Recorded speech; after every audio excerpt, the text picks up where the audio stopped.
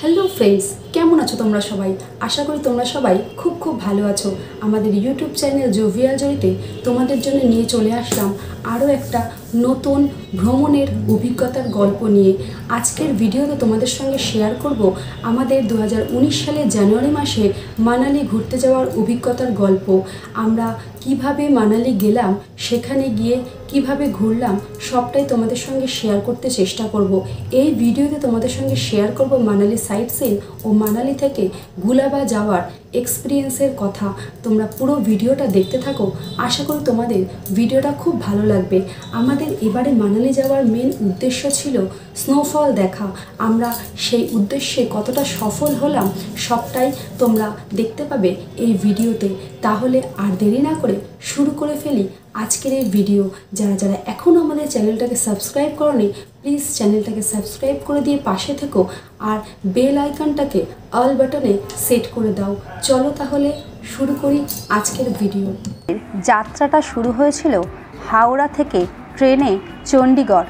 সেখান থেকে রাতের বেলায় বাস ধরে পরের দিন ভোরবেলায় মানালি মলের পাশেই আমরা আমাদের হোটেল ভাড়া করে নিয়েছিলাম। মানালি মলের একদম পাশেই রয়েছে বন বিহার মানালি। সাথে যেহেতু ছিল আমাদের ছোট ছেলে, তাই ওর আবদারেই গেলাম আমরা সেখানে।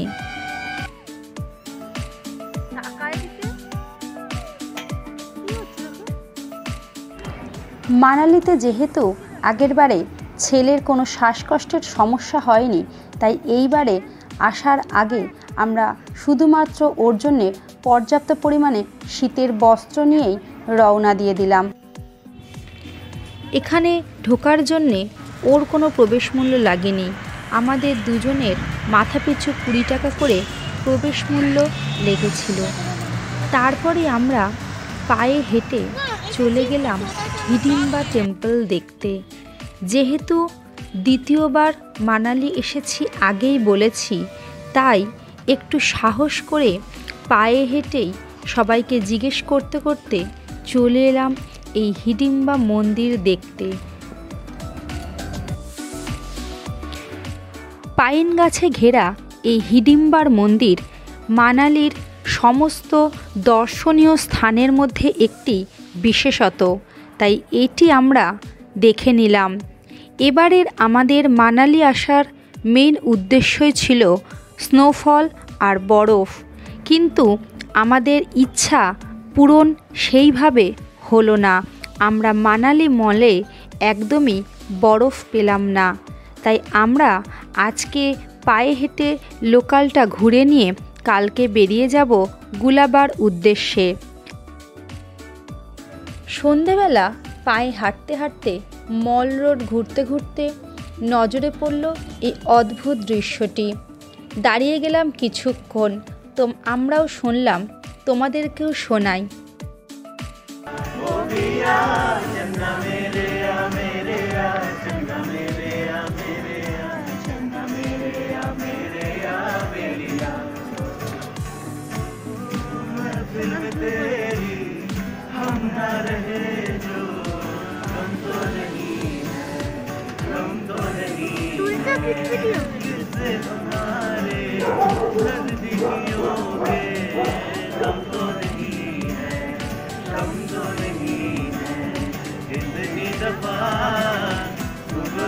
मेरी तेरे आंगन में बैठे मैंने शाम किया, चन्ना मेरे आ मेरे आ, चन्ना मेरे आ मेरे आ, चन्ना मेरे आ मेरे आ मेरे आ। পরের দিন সকাল সকাল আমরা তিনজনে ব্রেকফাস্ট সেরে রেডি হয়ে একটি ট্যাক্সি মল রোড থেকেই ভাড়া করে বেরিয়ে পড়লাম গুলাবার উদ্দেশ্যে। আমাদের গাড়ি ভাড়া পড়েছিল 700 টাকা মতো। সেদিনকে যদিও বা দেখাচ্ছিল ওয়েদারে যে স্নোফল হওয়ার সম্ভাবনা রয়েছে, তাই আমরা মনে একটা আশা নিয়েই গুলাবার দিকে এগিয়ে চললাম।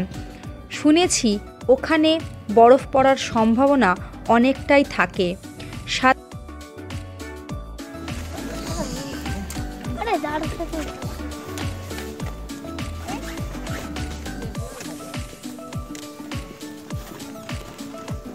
ক্যামেরা না ভিডিও কি করছিস?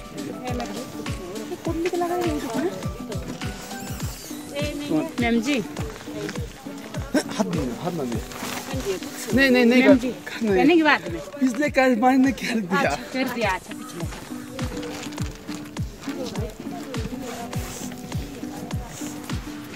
ওই শুনে আসো না এখানে আমি টিপবো টিপতে হবে না আমি ঠিক টাইমে টিপে দেবো না এখন বন্ধ করতে হবে রেডি আছে তুমি মায়ের সাথে তুমি না তুমি আমি দাঁড়া দাঁড়া দাঁড়া ভরে যাবে দাঁড়া যাবি না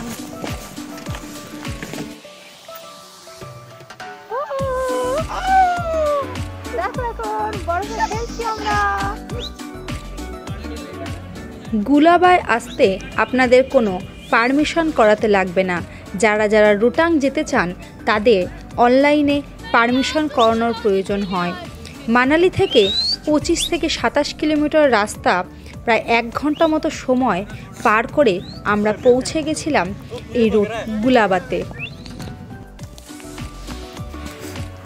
গুলাবা চেকপয়েন্ট পর্যন্ত গাড়ি আসে। যেহেতু রোটাং পাস জানুয়ারি মাসে বন্ধ, তাই তারপরে যাওয়ার পারমিশন নেই। আমাদের ওখানে গাড়ি দাঁড় করিয়ে দিল। তারপরে আমরা পায়ে হেঁটে যতটা আমাদের পক্ষে সম্ভব ওপরের দিকে উঠে আসলাম।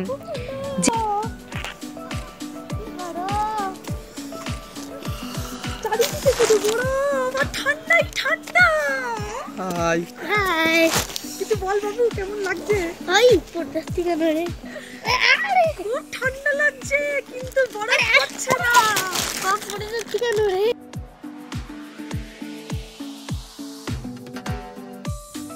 আগেরবার আমরা এসেছিলাম মার্চ মাসে মানালি, তাই সেই সময়ের কিছু ছবি আপনাদের সঙ্গে শেয়ার করে নিলাম।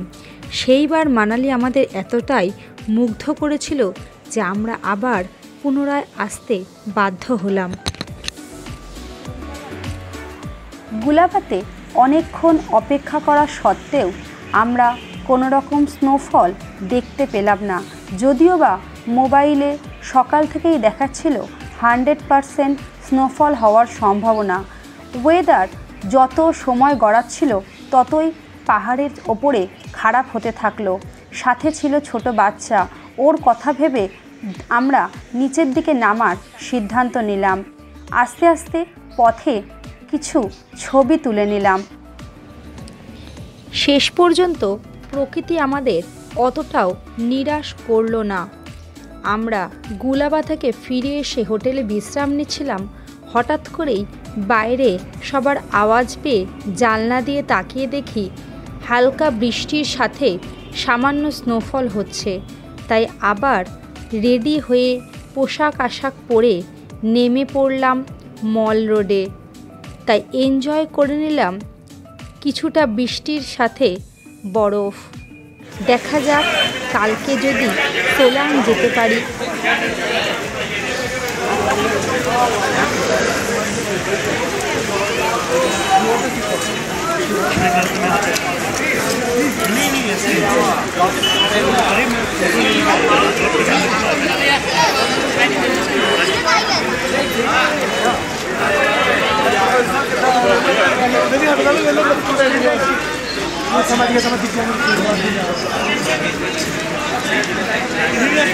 है